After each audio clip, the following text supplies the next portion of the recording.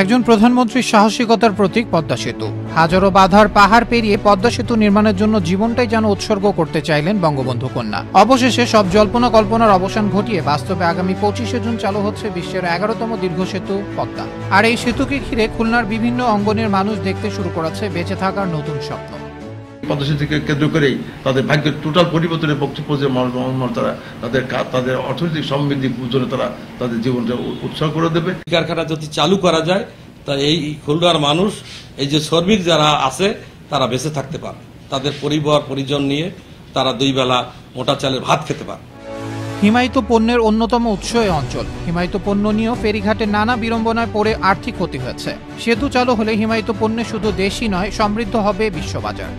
আজকে যদি পদ্মা সেতু হয়, এই অঞ্চলে দেশি বিদেশি শিল্প প্রতিষ্ঠান গড়ে তুলবে, উদ্যোক্তারা আসবে, বিনিয়োগ করবে।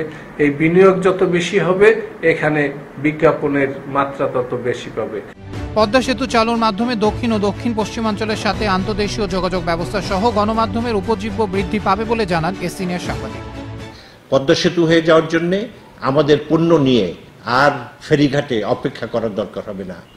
সকালবেলায় আমরা রেফ্রিজারেটেড ভ্যানে পণ্য বোঝাই করব, রাতের বেলার মধ্যে সেটা শিপমেন্ট হয়ে যাবে। এদিকে পদ্মা সেতু চালুকে কেন্দ্র করে ইতোমধ্যে খুলনার সড়ক যোগাযোগ ব্যবস্থার উন্নয়নের কথা জানালেন সরকারি কর্মকর্তা। পদ্মা সেতু হলে খুলনা অঞ্চলে, খুলনা শহরে যানবাহনের পরিমাণ বেড়ে যাবে। এই কারণে আমাদের বিভিন্ন সড়ক প্রশস্ত বলেন, 4 লেন উন্নতি করতে হবে।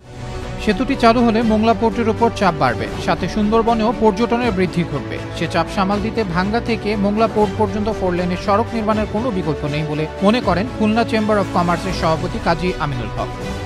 এবং সুন্দরবনের যে পর্যটন, সেটারও দিনে দিনে উন্নতি ঘটবে। আর সাথে সাথে আরেকটা ভাঙ্গার থেকে মোংলা বন্দর পর্যন্ত 4 লেন রাস্তা অবিলম্বে হওয়া দরকার।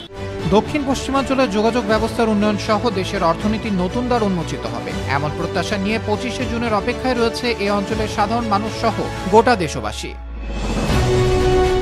আবরার আহমেদ মাহি, আনন্দ টিভি, ন্যাশনাল ডেস্ক।